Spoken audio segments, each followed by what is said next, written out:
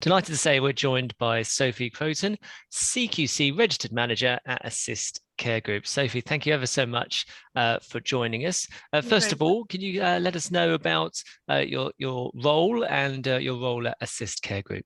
Yeah, so I joined Assist Care a year ago, literally in March, a year ago, just kind of after we were coming out of the second lockdown. I joined as the registered manager for our West Sussex branch, and then soon became the dual manager because we have a branch in Surrey as well. So I've been running both offices since about July last year. I came across the care group purely by chance, actually. It's one of these things when you're not necessarily looking for a change, but they kind of find you. And it's been the best thing I've done, really. It's probably my highest level position with the amount of staff we have and how sort of big we are and growing and stuff. So yeah, it's great. It's a really lovely company to work for, and yeah, I'm really happy. It's a great little company to be for. Yeah, it's good. That's great to hear. So obviously you've had a long journey to get to that point. Can you Yeah, talk us through the early stages of your career yeah. and how you got Um, involved with home care? so when I was at sort of college age, I was kind of heading in a bit of a musical career direction. And then my grandma got Alzheimer's, who lived with us, and she was my favourite person in the whole world. My daughter's actually named after her. So um, it absolutely changes your world in a way that I never even, you don't even consider that someone you love and who has brought you up really all of a sudden isn't quite sure who you are, or completely changing personality. So we had carers from the Alzheimer's Society come in once a week, and they used to look after her for 3 hours. They used to take her out in the early stages, and my mum would go on to work and I was either at college or at home. And I just loved what they did with her, and I thought it was amazing. Anyway, the manager at the time said, have you ever thought about doing it? And I was like, oh no, I don't think I could live at it at home and do it as a job. I was only 21 at the time, but I thought about it and I joined, and that was 22 years ago. The best thing I've ever done. So I was there for 13 years until we were made redundant when we lost our funding, which was really sad. But I worked my way up. I was a carer for 9 years, and then I went on to deputy and coordinator. Then I became the RM for the Alzheimer's Society, and then we were made redundant. So that was there, and then I went to a small company who weren't yet registered. So I helped them to get registered. I was with the RM there for about a year and a half, and I had my baby. So I had a year out, and then I went to work at Right at Home, which is quite a big franchise. And I hadn't, although the Alzheimer's Society was massive, the home care service was not a huge part of what they did. It was only a few offices that ran it, but working for a franchise was a real eye opener. I enjoyed it, but they were the only franchise not to have a good or above rating. They had a requires improvement, and we had our inspection 6 weeks after I joined. So it was like the pressure was on. My first job after maternity, but yeah, we got a good rating, and then I came to Assist Care, and that's me. So I'm 40 now, little girl, but yeah, absolutely loved getting to this point. Yeah, it's been a real joy. And I think that's great to hear, isn't it? Because care workers coming into the sector will probably want to be good to hear that there is career There's massive progression. career progression, yeah, absolutely. And on the back of that, I'm a Health Watch director for Brighton and Hove. I'm on the directors board. I've done quite a lot with Skills for Care, and I've won the ADA Dementia Action Alliance, but that came to a bit of a halt with COVID, but that's just kind of getting back up and running again. Yeah, there's so many people you meet and things that you will do and chances to progress in ways that you don't even, it's not even all about being a manager. It's, being a supervisor, and you can enhance your skills there, and then you might get the opportunity to work with social work. It's just fantastic. Care gives you so much. It really does, really does. And what do you make of the public perception of home care? Obviously, we've gone through the pandemic, so there was a bit more focus on the care workforce and what they were going through, which is obviously quite a lot, as well as their clients, of course. What do you make of that at the moment? I think the public perception of care is a bit like, until you need it, it's not something you maybe really think about.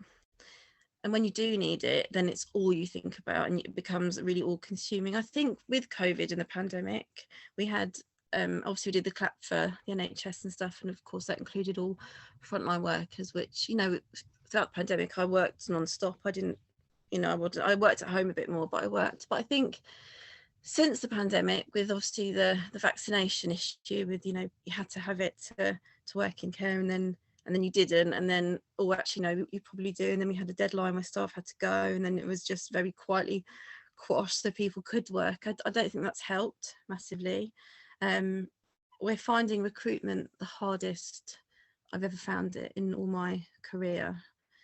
It's really quiet, and I think the pandemic has scared people into not necessarily getting poorly, but I think, I don't know, people got very used to staying at home, and I think care work, people are worried, what if they've had COVID, don't know who's got what or where, and I think it's taken a bit of a battering.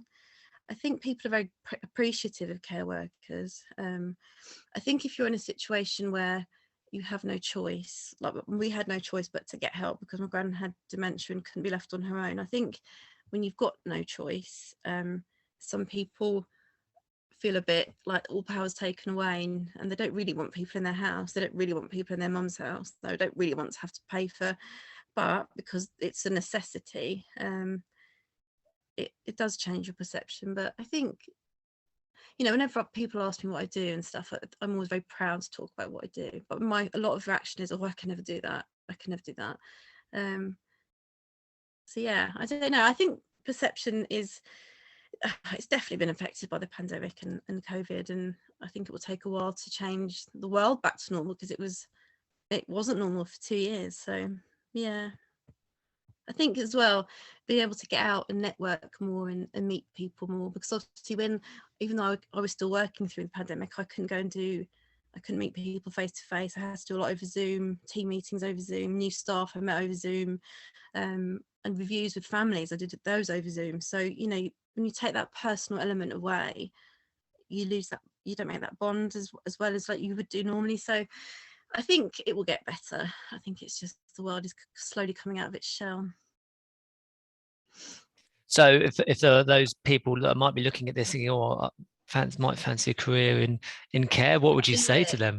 It's the best thing in the world. It's the most rewarding job, and I haven't done any other job but this. I had part-time jobs when I was a teenager, but yes, I could say I've got nothing to compare it to, but it's such an amazing job. It's such an amazing sector to work for, because even if you have clients that are perhaps not having the best day or not having, a bit grumpy, you'd never ever, all you do all day is talk and help people. And I've learned so much stuff that I would never have known. I've learned about people that worked in the Navy, people that worked in all sorts of different jobs. I've looked after sports people, things that I would never know, because I don't have anyone in my inner circle that perhaps have done those jobs. And it's fascinating. You learn so much. And they become friends as well. People look after, if you see them 2 or 3 times a day or for like a block of hours every week, they become part of your life, because you see them and you probably chat to them more than you do at home, because when you get here, let's face it, you sit, you're a bit out of words because you had a long day. So yeah, they become important, because everyone's important. And I think when you say, if you have dementia and you do lose a bit of yourself, I think it's really important that you've got that familiarity and someone that can make you feel alive and make you feel that you've got that special bond. So yeah, it's the best job, and yeah, it's fantastic. So if you're thinking about it, absolutely do it. That's what I would say. Amazing. And I guess just the last question to end on, I mean, what would you like to see for home care and the sector as a whole over the next sort of 5 years? For me, I'm very much an advocate of care at home. And obviously residential care has a place, and sometimes that is the best thing, but I think care at home, in your familiar surroundings, I want it to grow. I'd like industry to grow. Maybe some money put behind it from the government to fund. Some areas don't have any home care sections at all, especially in the rural areas. I'd like it to be a job that people are not scared of trying.